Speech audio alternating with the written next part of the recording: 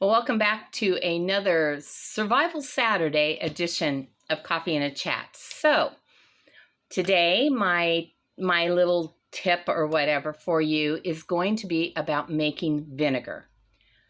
You guys, it is so easy, and it does save money.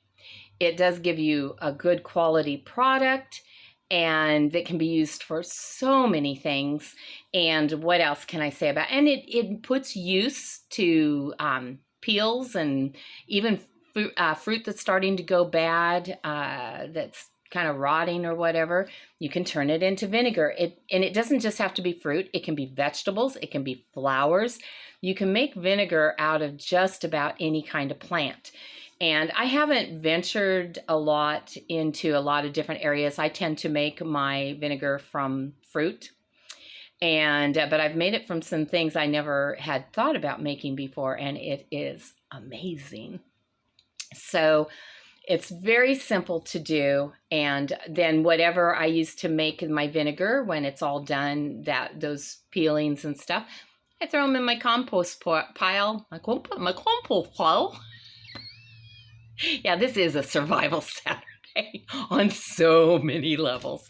Okay, so I throw it into my compost pile. It's already begun to break down, and it becomes wonderful, lovely dirt and adds nutrition to the soil to amend my garden with. And to me, it is a win-win. Okay, so I'm going to keep this as simple as I can. I have some big gallon jars. We don't ever really have anything that would come in a gallon jar, or we haven't for years. But I have friends that do that, like get pickles or whatever. I don't know what else. That's all I ever knew to get in a gallon jar was pickles. But I'm sure other things come in gallon jars too. And with the vinegar situation, it doesn't even matter if they still have the lid. So, because I don't use the lid when I'm making vinegar. So here's what I do. I take this big old jar and I set it over there on the table. Then, I just started some not too long ago with apples. So I take my apple peels. Now, I will say this. If you are making apple vinegar, you do not want to put the stems into your jar. Everything else, seeds, the hulls, even if, like, I did some wonderful vinegar because I had been given a bunch of apples and they had no flavor. They were hard. They were not good for just to eat. So I told my daughter, I said, Tavery, we're making vinegar. So we chopped them up, the whole apples. We removed the stems and put everything into the jars. And even though they were yucky apples, the vinegar was amazing that I got from them. So now I canned some apples the other day, and so I took all the peels minus the stems, and I just kept putting them into my gallon jar. And I don't have that to show you. For one thing, it would be the wrong one to show you because I filled my jar too full of peels, but it was like I just had a few more to go, not enough to start another jar, but so I just kind of put a little more than I normally would, because normally I would fill the jar half to 3/4 full loosely with the peels or whatever I'm putting in there. Now, I have made vinegar out of bananas using just the banana peel. I've made it out of bananas using when the bananas were too far gone and I didn't feel like making banana bread. They might have been too far gone even for that. And I've had the banana in there too. Either way, I still got about the same results. That vinegar kind of tastes like lemon juice. It was a nice surprise. What else have I made them out of? Oh, peach peelings. And I can't even think now. Really pretty much any fruit that I get, I've made it out of pears. Wonderful vinegar. So I just take the peels, and with the pears, I didn't include the stems either. I've just kind of got into a habit because something about the stems of the apples will put a bitterness in the vinegar, and it's not very good. So when I do anything that has a stem, I always keep the stems out because they're not very big anyway, and I don't want to chance making it not good. Okay, so after I have my jar half to 3/4 full of my fruit pieces or peels or whatever I've got in there. Then I add sugar water. And I will fill it up pretty close to the top. I usually stop right about here, right, where that neck starts to turn in, because it does create a lot of gas in there that's going to need room to burp out, and it will foam and do all kinds of interesting things. And so I found that I need to leave a couple of inches headspace in there.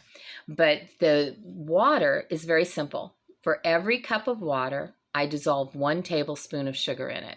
And that's the ratio. 1 tablespoon of sugar dissolved into 1 cup of water. And I keep adding that until my jar is full to like a 2-inch headspace.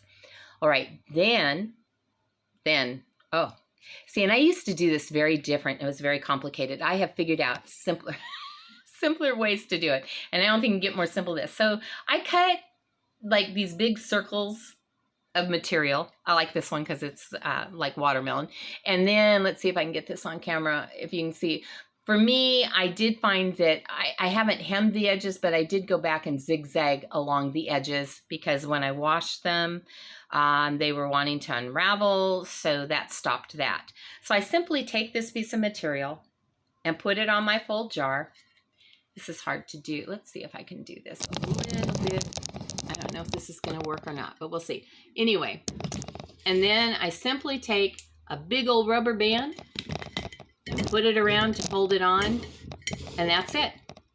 And so that piece of material will then keep bugs out or dust out, and yet it allows the gases as they produce to, burp out when they need to. And this works wonderful for me.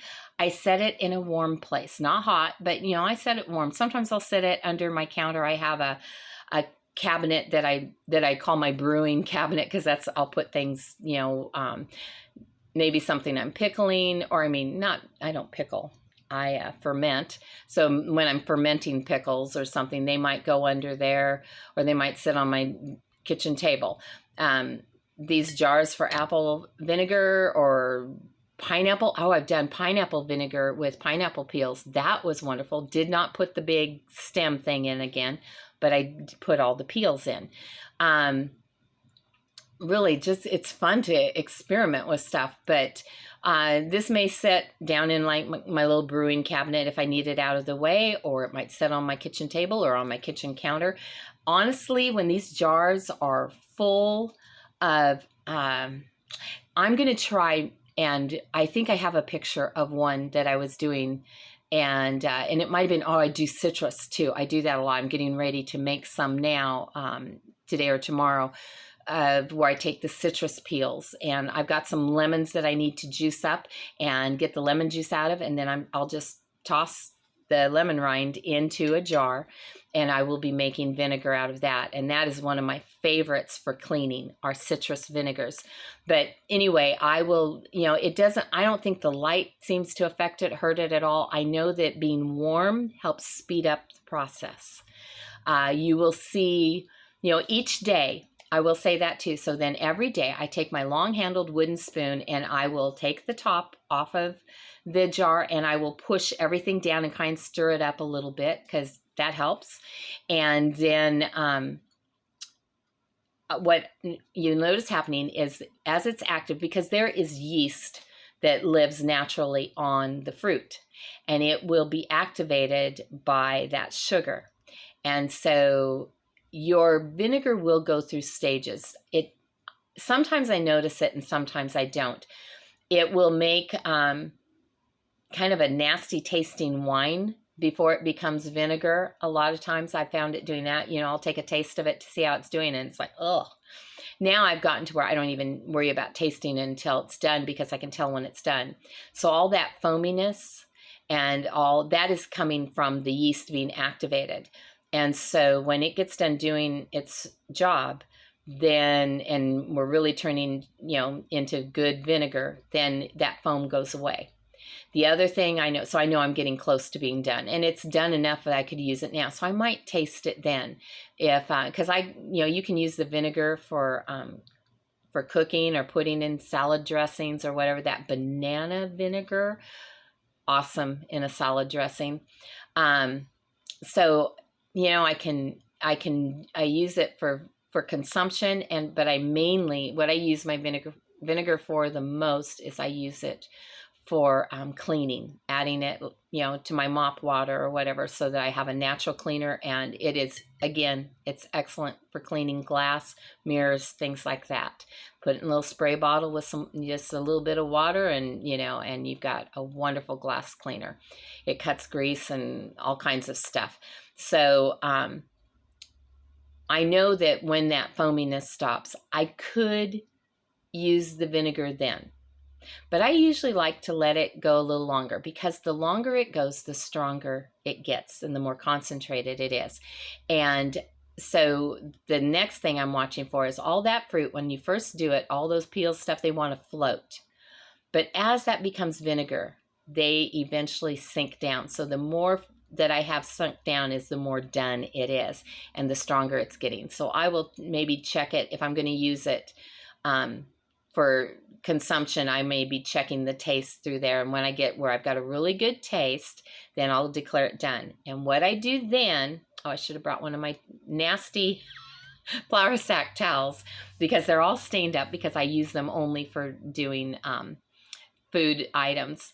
But I will take another jar, put my big old funnel in it, and then in the funnel I will lay a flour sack towel inside the funnel, and then I began to pour the liquid through that, and that's my filter. That's all the filtering I do. You can use a coffee filter.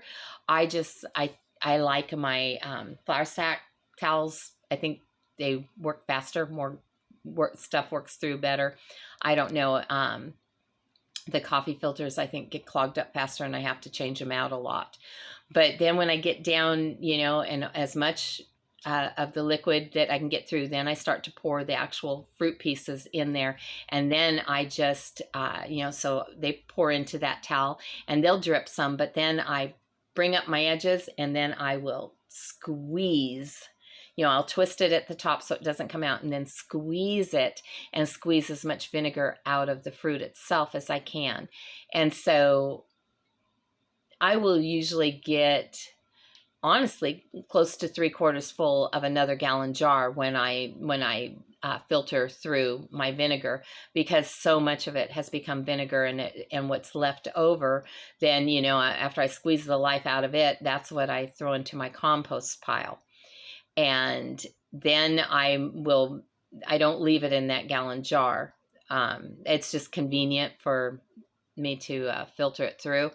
So then I take my funnel without a towel or anything, and then honestly, what works best for me is I've got some little half-gallon jugs that I will fill sometimes with the vinegar. But I have different friends that buy wine, and I'm like, hey, what do you do with your empties? Because they usually are throwing them out, and I'm like, hey, I'll take them. And they're like, great, it's one less thing I have to pay for to have land, you know, hauled off to the dump. And so I've collected a bunch of wine bottles that I use. Sometimes they come with a top on them, but I found you can buy silicone corks for wine bottles. I think I got them at Walmart, and they just pop in the top, you know. But if there's pressure for some reason, if there's still some brewing going on of that vinegar, it will pop the top for you so that the glass doesn't explode. And so it works fine. Or I might just put again, a little piece of material over the top. But I like to, once I've got my vinegar where I want it, I like to seal it up a little more. But so I'll fill old wine bottles with vinegar, and then mark on there what that vinegar is. Okay, so, you know, like it's apple vinegar, it's banana vinegar, pineapple vinegar, you know, whatever I have used, and I'm good. I also have found those wine bottles are great for, I'll fill them sometimes with my cooking oils. Like if I get it, in a great big container of cooking oil, then I can break it down into smaller bottles that are easier for me to handle. And that was funny one day because I had cooking oil in a wine bottle, and I take the labels off and stuff, but you can still tell, that that's what it is. Or sparkling cider bottles. I use those too. And I had one of my little cork things in the top, my silicone ones, and somebody came by that I guess, one of my friends that likes wine. And they were like, "Oh, I didn't know you had some wine. Hey, you mind if I have a taste?" I told Marvin it was so tempting to just go, "Yeah, why don't you pour yourself a big swig?" I'm like, "Yeah, you're not going to like it." "No, it looks really interesting." It's cooking oil. It's not. Oh. So yeah, I've had some funny things. Or when it's vinegar and somebody thinks it's wine, I guess the mean thing would be like, "Yeah, here, have a big old, chug down a big old swallow of that." But anyway, I use vinegar, like I said, a lot for cleaning and putting it in cleaning supplies. And when you put it with baking soda, it activates it. And sometimes that has helped getting the ring out of my toilet. Not always, but it does seem like it works harder on it. So I use it that way. I use it a lot in mop water, or to clean glass and even just other surfaces, because vinegar is it's a disinfectant, and it's antiviral, it's antifungal, it's a lot of things. So that's the other thing. When you're making your vinegar, sometimes the pieces that are floating at the top may start getting a scum, on them, and maybe a little bit of what looks like mold or whatever. I don't think it really is. I think it's just part of, like when you're fermenting pickles or something, you get that film, and it's just part of the process. It's not harmful. But even if you were to get mold growing in that, it doesn't matter, because once it turns to vinegar, it'll kill the mold and there is no mold left. And so that's one of the reasons I really like to use vinegar, because it is very, very disinfecting.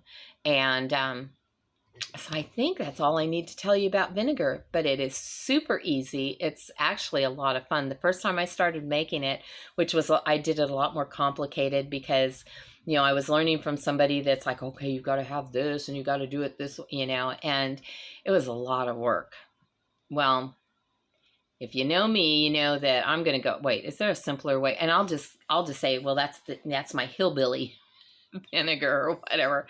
I'm just looking for the most down to earth, simple way that I can make it.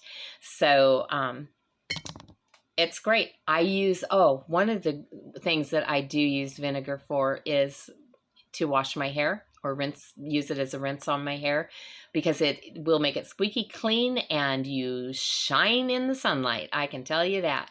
So I use it in bug sprays that I make, or weed killers or whatever, because it's non-toxic, and I like using natural products. But it lets me get more use out of the whole piece of fruit.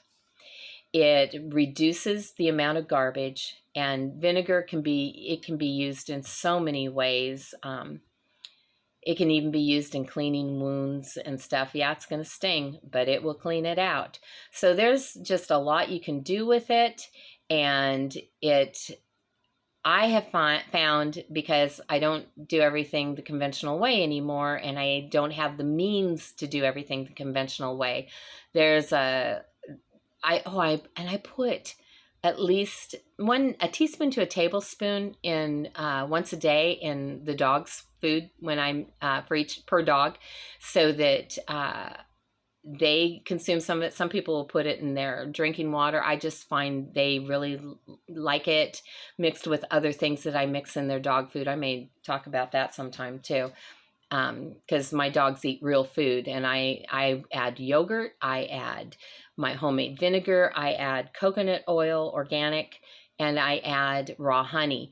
And I just found that helps my dogs with so many health issues. Now, I was just at the vet, and he was talking, because we live in a wooded area. Our land has woods on it, and Marvin and I pick ticks off of us all the time.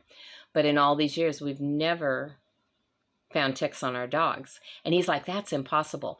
But I didn't, we just didn't talk about it anymore because he was talking about other stuff. But I believe that the coconut oil and the vinegar is what keeps the ticks off of my dogs. And the honey helps with their allergies. The yogurt helps with actually making their skin healthier, gives them a shiny coat, helps with stomach issues. And I just find my dogs are so much healthier all the way around. So that vinegar that I make, I do add it in there now, as well. In fact, in the laundry room where I mix up the food to feed the dogs, I have a big old jug of vinegar that Tavery and I had made. And so it's sitting there, and the dogs, they love it. Now, you don't want to give them a ton of vinegar because you can upset their tummies, but a little bit is good for them. And like I said, I believe that's why we don't have fleas or ticks. I don't know that the mosquitoes don't bite them.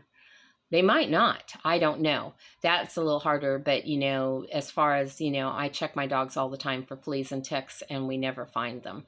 So doesn't mean that maybe one doesn't get on there from time to time and we just don't find it. But before I was doing that, yeah, there was a tick problem.